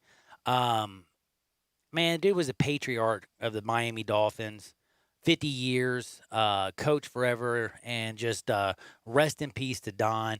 And I wanted to mention that because right before I get to Hardinwood, I just wanted to put this out at 67129. You can just inundate the box. I'd appreciate there. And I just want kind of Gabe to chew on this, and you can spit it back out while we're doing a little Hardinwood. But is there any other like thing that's more of a surety? Since like we're like looking, because like right now we don't have normal sport. By the way, if you don't realize how important sports are, like through the coronavirus. What is wrong with you? That's again why I kind of look at like if you're a reporter with sports, these guys make a lot. They're playing a kid's game. It's all about having fun. It shouldn't be always about got you. Like the whole Sam Smith thing, what he did try to do to Jordan, that just bothered the bleep out of me. But is there anybody who's holding the seat like I am for Dave Woloshin and Brett Norsworthy? Because I'm holding their seat, keeping it warm for them. Like Gardner Minshew's keeping Trevor Lawrence's seat warm. Because I feel like that's the biggest lock. If I can bet that somewhere right now and get good odds, Trevor Lawrence will be the starting quarterback next year for the Jaguars, and that's why they're letting Mustachio play quarterback. What do you think? Am I crazy, or am I just? I'm just digging. Obviously, this sort of depends on where they are, like how they finish this year. If Gardner Minshew leads them to a few wins, maybe they'll trade up and all. But if their draft position is 1, without question, you know what's going to happen. Or if they're in the top 5, they're going to try to trade up. I just have a feeling Gardner's going to help them get to that number 1 pick. You think so? I do, man. You really think they'll be the worst team in the league? I just have a feeling that the Redskins are going to be a little better, not much. I even think the Bengals with Joe Burrow are going to be a little bit better, not much. Hey, the Dolphins got Tua. They'll be a little better. Shoot, Carolina still got Christian McCaffrey. So damn. That means if they're the worst team in the league, they're going to have a coaching switch, no doubt, right? Even the Giants are going to get a win because they play in the NFC East. I just think right now the Jags are going to get their brains beat out by everybody. Well, if the Jags, that means Doug Marone's out, right? Yeah, I think Doug's gone. If they're the worst team, if they get the number 1 overall pick this year. Doug's gone. Gardner's out. Trevor Lawrence is going to the Sunshine Kid, is going to the Sunshine State to try to save the Jaguars. Is it going to happen? Probably not. Is he going to the Jaguars? Hell yeah, but his poor kid's probably going to be like Vinny Testaverde and Doug Williams while they hit the Tampa Bay Bucks for the first few years and had to get traded to have any type of success. But we're going to talk about a whole lot more. We got quarterback controversy. We got baseball controversy. We got funny stories to tell. Darren McFadden got arrested, folks. I hadn't talked about Whataburger and the like. Do you like Whataburger? Love Whataburger. I do, too. You had it? Dude, not in a long time. You like In-N-Out? Dude, yes. Whataburger or In-N-Out? That's a tough one, dude. It depends on if I'm drunk. Never mind. It just depends on the time of the day and what I'm getting. Whataburger. I like Whataburger. It makes me also think of like going down south, I guess. I don't know. Anyway, point is, it's time for Hardwood, yo. This is Access Hardwood. Bada bing, bada boom, bada bang. I've been teasing y'all all day, and I'm bringing it up right now. Danny Gallagher wrote for the Montreal Gazette today that, yes, this is true, that he got Joe Jammer, who was the Expos groundkeeper, to come out and admit this. And here are the excerpts. Pete Rose would have his bats. This is from Joe Jammer. This is in the Montreal Gazette. Pete Rose would have his bats corked in the visitors' clubhouse at Olympic Stadium. Jammer said in a phone interview from London, England, where he is now a club-playing musician, I found out he was corking bats. Pete was too smart to deal with the Expos equipment manager John Silverman to cork his bats in the Expos clubhouse, so Brian Greenberg, who worked in the visitors' clubhouse, did it for him. He took me into a room, a door to the left, underneath the tarp, where this was machined. Jammer recalled that he asked Greenberg, "What's that machine for?" Jammer said Greenberg replied, "That's a machine for corking Pete Rose's bats." Really? He then said, "Yes, I take 20 bats for him every single road trip." My man was doing it at home, was doing it on the road, and this was in Montreal. And I would like to remind y'all, my man was traded in 1984, okay? He was sent to the Reds for Tom Lawless on August 16th. Now, let me tell you a little secret. You think that he quit cheating when he went to the Reds? Nope. Did Pete Rose ever get better with age like wine? Nope. His wine turned to vinegar. Pete Rose turned to literally a red, like a red hot. He looks like a red hot mated with Cubert, and they had Pete Rose. I know that this is just sort of another thing in a long list of actions that have made Pete Rose look like a complete ass, basically. Yeah. But is there? It's a nice way to put does it. this really make it any worse than what you thought of him before? Like yeah. really? Oh, for me, like really? Corking the bat. He's always so been low this, okay. on that bar though. Like, well, this is off where I top, also want to read this. one of the worst human beings that we've ever seen play in the MLB. Rose man. said, here's the thing that gets me and bothers me. Because in he said this back in 1995. Where is it? Here it is. All I can really say is MLB has done me wrong. I should be in the Hall of Fame. I'm the hit king. I did it the right way when I played. Yes, I did gamble on baseball, but only for the Reds to win. That is my mistake, but I never cheated the game once. I didn't cheat the game as a player or a man. Dude, when you start saying how you never cheated anybody, and then you got a dude coming out saying that he caught 20 bats a game, like every time you went on a road trip, and how they made sure when you were at home, your bats would get pulled out underneath the tarp, and they'd get them into the clubhouse so Silverman wouldn't know and all this stuff. Dude, you have been a cheat your whole life. Again, I don't even want to bring up, because I don't even know how this was legal, that you were allowed to sleep with 16-year-old girls in Ohio, but you are a sick person. You always have been. And you, again, with wine, did not age well. You have only become worse, and the world actually sees you for what you were. And yes, you were Charlie Hustle, but then Charlie Hustle destroyed Ray Fosse in a damn All-Star game because he's a jerk. Oh, and Charlie Hustle, yeah, he got a lot of hits, but he was a jerk. I don't like Pete. I don't want to talk about Pete no more. Pete, I hope that you go away is all I'm going to say. Now, did y'all hear about Darren McFadden? That's why I brought up Whataburger. Now, I like Whataburger. Now, he could have gone to Whataburger. The burgers are huge. Like, say you bought if you bought a case of beer, your intentions are to go home. Now, again, the road to hell has been paved with good intentions. I do understand what that means now, because I've had so many good intentions and screwed up. But I'm like, I meant to do right. But you know what? It doesn't matter what your intentions are. It ends up being your actions. But I think his intention could be, hey, I'm going to take this case of beer and go home and eat my Whataburger and drink my beer. Well, he probably took he ate half the burger and realized, damn, I'm full.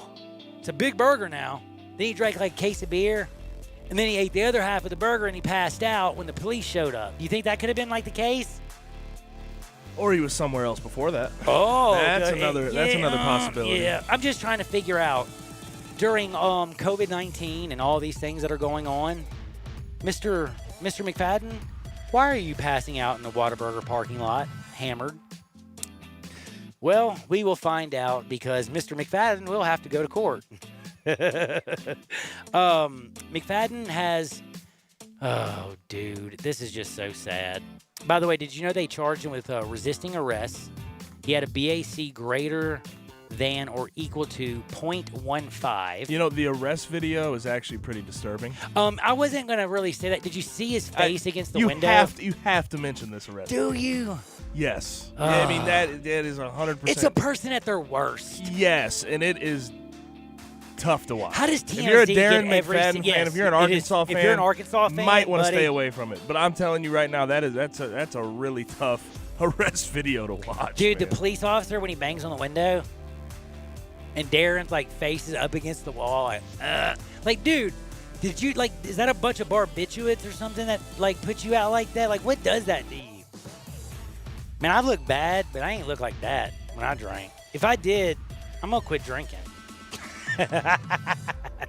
Anyway, Pete Rose is nasty. Darren McFadden, he got arrested. Bad stuff. Again, we're going to get the Korean Baseball Association. What is it, KOB? KBO, Korean Baseball Organization. KBO, Korean Baseball Organization. This is actually going to happen, and I am not joking when I say this. It is coming to America. Yes, ESPN, the worldwide leader in sports. You can now you think we're going to be able to bet on KBO? Yes, 100%. 100%? Do you think this is why we're doing it? Well, I mean, there's a lot of things you can bet on. Let's just put it that way. I know a couple people have been trying to get me to bet on horses and dogs. I have a buddy who bets on Australian rules football. Dude, I haven't bet on anything right now. I'm sorry. No. Now, got to ask you a question. Rob Gronkowski is now an NFL player again. Does that mean he has to give up his WWE 24/7 championship belt, Mr. Gabe Kuhn? Or do you know I don't know, man, but he's got to be ready for a sneak attack at any time. Someone could take it off. A sneak attack? Anytime. If he score a touchdown, he's celebrating, somebody could jump out of the stands and dethrone him, right? By the way, how many people out there, hit me at 67129, what is a sneak attack in your world? I'll tell you during the break what a sneak attack is in my world. Yo, buddy, don't worry, I got a sneak attack. Oh, I absolutely love it. Now, something else that I love, and yeah, I'm just going to say I love it. So, London people, or like, if you're from England, sorry. If you're from Mexico, sorry. But the NFL has done something that I think they should have stopped, like, before it damn started. This is American rules football. That's what they say in other countries. Like, they tried the NFL Europe thing. It didn't work. They've done all kinds of things.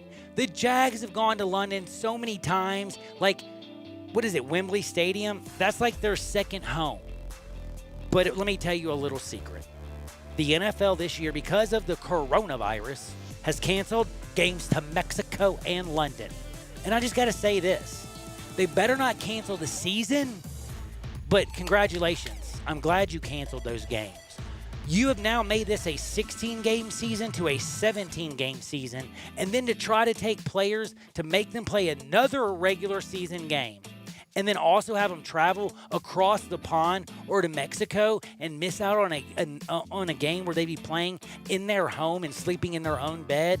That's a damn travesty, to be honest with you. And that's just the owners being as greedy as they can be and going after money. Now, my question to Mr. Gabe Kuhn and our texters, will this be the end of Mexico and London on the schedule for the foreseeable future? No, I think it's just because of the pandemic. But I think it's just so proven at this point that it's just football overseas is not everybody's favorite thing to do. I think Mexico would catch on before we get over into Europe like we've tried to do for years. Remember the Jaguars were rumored to be moving to London? How big of a mistake would that be? We've seen what NFL Europe was. It was absolutely nothing. But I mean, I don't think going forward we're going to have a complete stoppage in trying to be an international sport, the NFL. Yeah. Now, can I ask you, do you know who Justin Tucker is? Of course I do. Do you know know the Ravens? No. Yes, he is. He's not Chris Tucker's brother either. But I'm talking about another Justin Tucker, and he's not Chris Tucker's brother either. I'm talking about Justin Tucker, who is a dude that plays basketball at this place called Kaiser University. It is a junior. I mean, he's a junior at a small university, okay? But this also is what I want to say to people. Remember, when you're 22-year-old people are ballers. You can be Edgerrin James. But wait, once you hit 40 years old, homie, your brain's working, your body ain't. Did you see Justin Tucker, not Chris Tucker's brother and not the kicker for the Ravens, but a 22-year-old junior who's been friends with Edgerrin James' family for a long time? Did you see the assault that took place at Edgerrin James' his house? I did not. He dunked over James and broke his backboard. It was one of the most vicious things I've ever seen. On 10 feet? Oh, yeah. Okay. Oh, it was so dope. Why would Edge get in that battle? Dude, I don't know why. Well, Edge was talking smack, going, you know, I'm a world. He was like making fun of his little college and stuff. I'm a world-class athlete. 22-year-old, schooled him. Dude, and then Edge came on, and I have to say this. He did go on, after all the smack he talked, he did go on to tweet how talented the young man is. And he says, now, like, he did talk smack and stuff, and like and was saying all kinds of stuff, but then he come out and said like how great he was. But he also did say, I'm a running back. He's 6'8", 225. Yeah, but you were saying I played in the NFL and you play at a community college. I'm going to smoke you, kid. And then the kid dunked over you and broke your own backboard. That means, guess what, folks? Edgerrin James,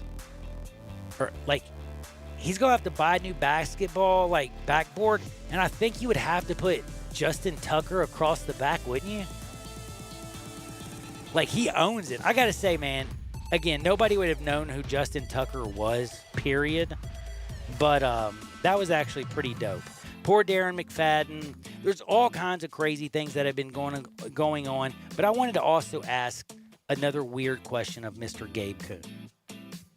Out of all the sports right now, NBA, MLB, next year NFL, I'm keeping the NCAA out of everything because there's so much red tape and so much stuff going on.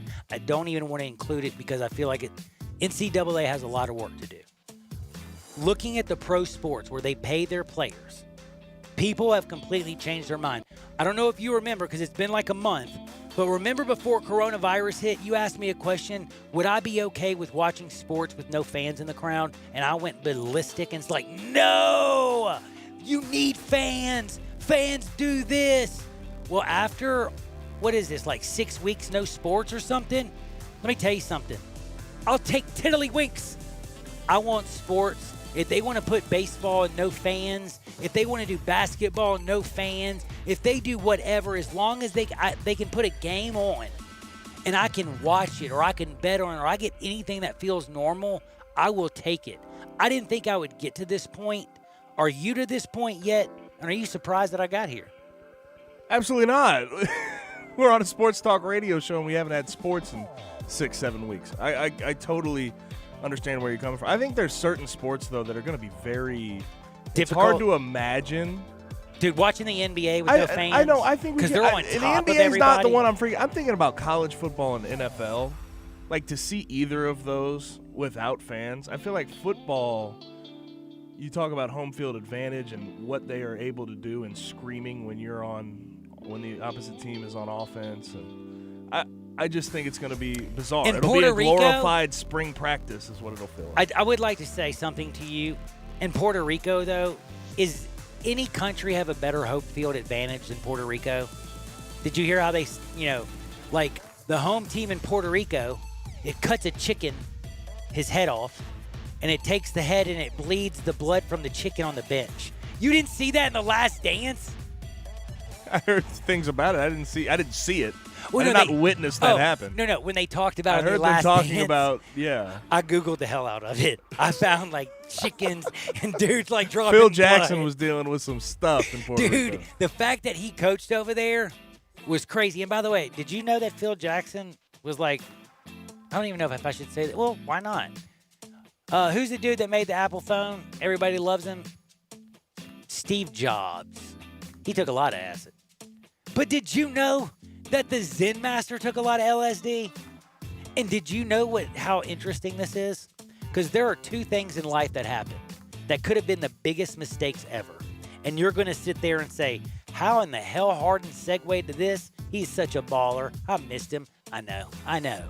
But Michael Jordan, he wanted to sign with Adidas. He would have made $1 billion mistake.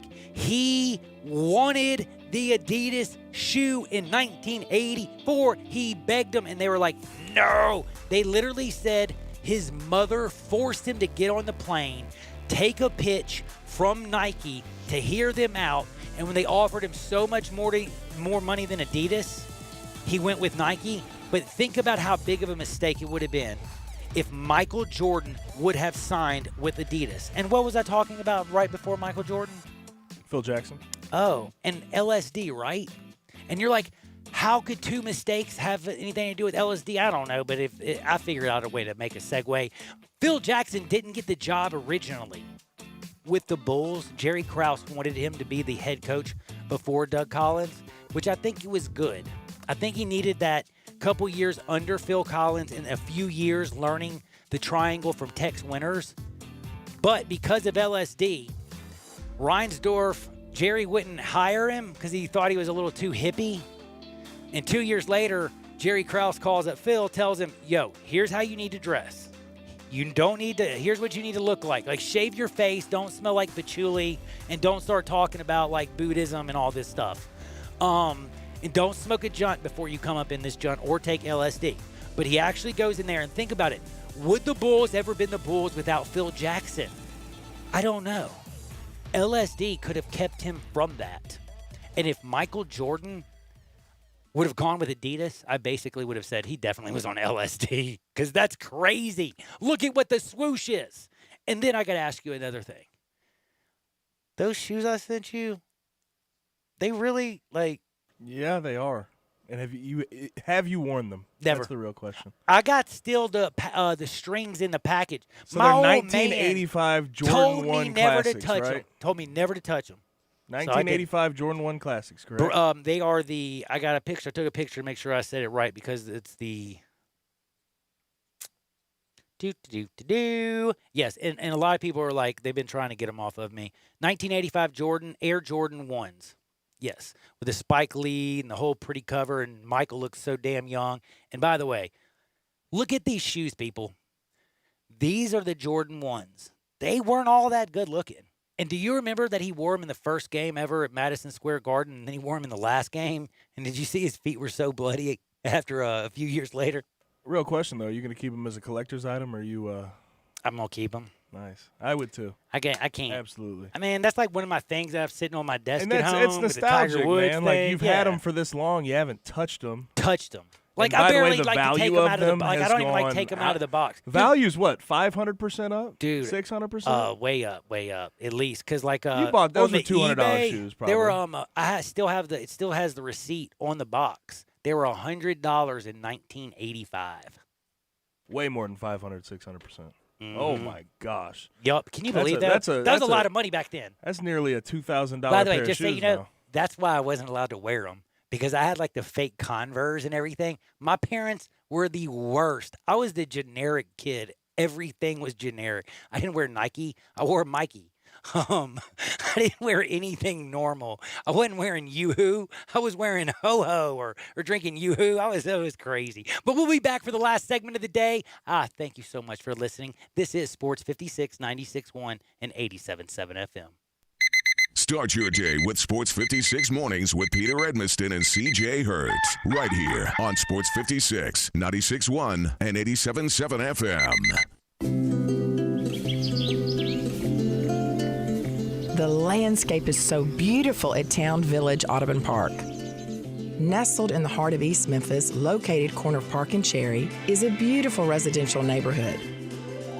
Looking for a great place to retire, but you still have a very active lifestyle? Then visit Town Village.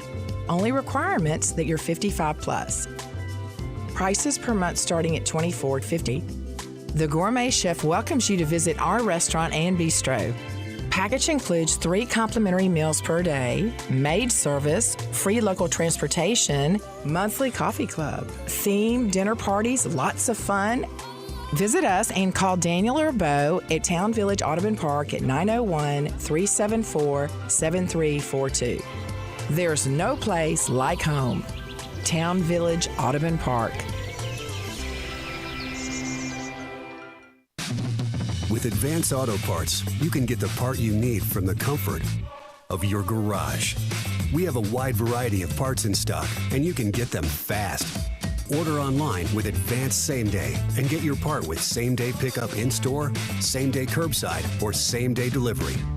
It's the fastest way to get the part you need, where you need it, when you need it. Advance your auto at Advance Auto Parts and participating CarQuest locations. See store for details. Please listen, this is important. Anyone can be affected by the prescription opioid crisis. If you think you've been hurt by Purdue or its prescription opioids like OxyContin, you may be entitled to compensation as part of Purdue's bankruptcy, but you have to file a claim. Claims may include overdose, death, substance use disorder, lost wages, and neonatal abstinence syndrome. A confidential claim can be filed by individuals, a legal guardian, by survivors or relatives of people who have died or are disabled. The deadline to file a claim is June 30th, 2020, or you will lose your right to file a claim. For more information, visit PurduePharmaClaims.com, or you can call toll-free 1-844-217-0912. That's 1-844-217-0912. Paid for by Prime Clerk, LLC.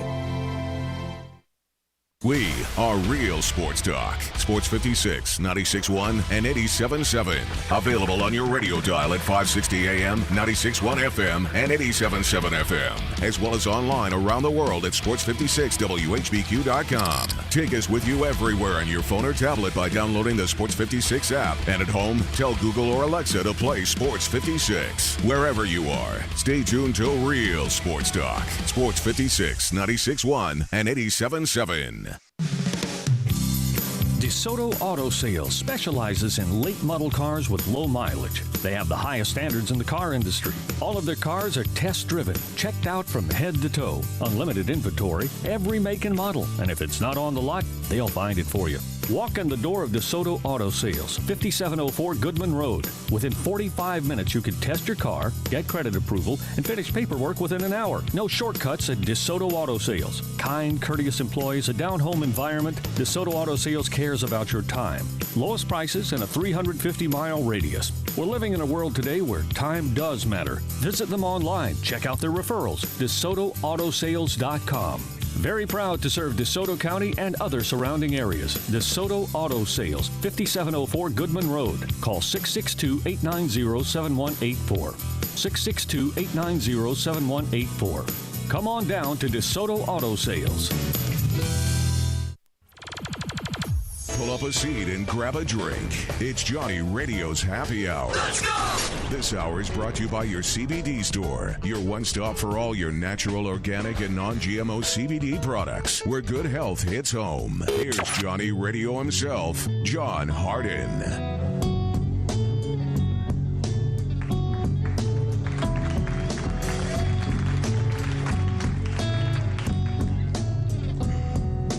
Many a hand has scaled the grand old face of the plateau.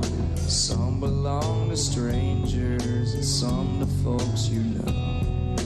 Holy ghosts and talk show hosts are planted in the sand to beautify the foothills, shake the many hands. Nothing on the top but a bucket and a mop and an illustrated book about birds. You see a lot up there, but don't be scared. Who needs action when you got words? Speaking of words, Kurt Cobain, who needs action when you got words? But let me tell you something. When you're an athlete, let your play speak for itself. A la Shea Patterson. Shea Patterson has the weird gone from weird to just damn bad. The former #1 overall high school recruit. The man at Ole Miss, then transfers to Michigan. The only quarterback, by the way, to get invited to the NFL Combine to not sign with an NFL team. I mean, Michigan State's Lewerke signed with a damn team. The Patriots. You know what I'm saying? Shea Patterson. And here's why. This is according to Matt Lombardo, a Giants beat reporter. He took to say to this because he said he got it from Zach Kiefer, who's a scout. He's and Gil Brandt. They said that, just to use a point when talking with the Steelers, they asked him, if we drafted you, what would you do for us? The words right out of his mouth, he said, I guarantee you I'll lead you to a Super Bowl before my rookie deal is wrapped up. Now, that is some bravado. And confidence is something you got to have to play that position, correct? Yes. But if you're seen as a marginal player or a middle-of-the-road guy, do you want to come in there and say to an organization, yeah, I'm about to beat out Ben Roethlisberger and Tom Brady or so-and-so? Like, go in there with a little humility, be a little humble, and say, I'm going to come in here and do everything to help this organization win. Not I, Shea Patterson, am going to lead you to a Super Bowl because I'm that damn good. Learn, people. A little humility will take you a long damn way. That's pretty ridiculous confidence coming from a guy who couldn't get it done at Michigan. I still couldn't believe how cocky everything that's coming out about Shea and how cocky he was. during the draft. That's what happens when you're number 1 overall QB prospect in the nation. From high school. And you know what? It's one of the reasons Heard that a similar lot of things those about guys Jacob Eason. don't make it to the next level because they think the whole world has already been given to them at such a young age. But I do have to mention this, and I am done with my time on the first day, but I do have to say a couple quick things before I get off the air, and it's about the NFL draft. And I wanted to say just this because Gabe Kuhn is my man. I still don't understand a few people. The Green Bay Packers, they're one that I don't understand at all. They need a wide receiver more than anybody could shake a stick at. With their first pick, they go get Jordan Love. With their second pick, they get a running back in A.J. Dillon. Am I smoking crack? What the hell are they doing? Then they get a tight end with a third-round pick and a linebacker in the 5th. In the 6th, they get an offensive guard. In the 6th, they get a center. 6th, they get an offensive tackle. 7th, a safety. And then in the 7th again, they got a defensive end. What the bleep was Green Bay doing, and did they just smoke a fat rock right before they went live? That is an F. I don't. There's rare times where you could give an F out as a draft grade, but that is a full-on failure as a organization, as a team. To get people around your playmakers, and it's embarrassing what they did. I looked over and over and over, and I can't find anybody who had a worse draft. and there was some bad ones, but there was also some great ones. Again, I think that the Minnesota Vikings, I think, Miami wasn't so bad. Rams weren't just horrible. I feel like Raiders I kind of laughed at. Chiefs, I loved what they did. And then there's just some of those that hit it out of the ballpark. And, heck, I mean, wow. We'll talk a lot more. Speaking of hit it out of the ballpark, I want to end on this. Go ahead. Tiger King. It's coming back, fellas and ladies. Guess what's happening? Nick is about to play Joe Exotic. So Nicolas Cage, who used to be married. In a new scripted TV series.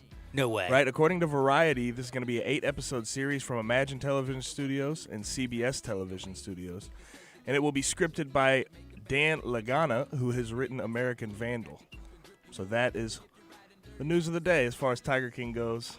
Nick Cage as Joe Exotic. I think Nick Cage will do a great Joe Exotic. And by the way, Nick Cage owes probably still so much money to the IRS. He's got to do any job he can practically do. And I think he'd probably do a great Joe Exotic, a.k.a. Joe Dirt, mixed around with, I don't know, RuPaul. But coming up next, Sports Time, Wolo and Stats. D. Barrett, he and the hizzy. But for me and Gabe, get out there, make the world a better place. See you on the flip side. Peace!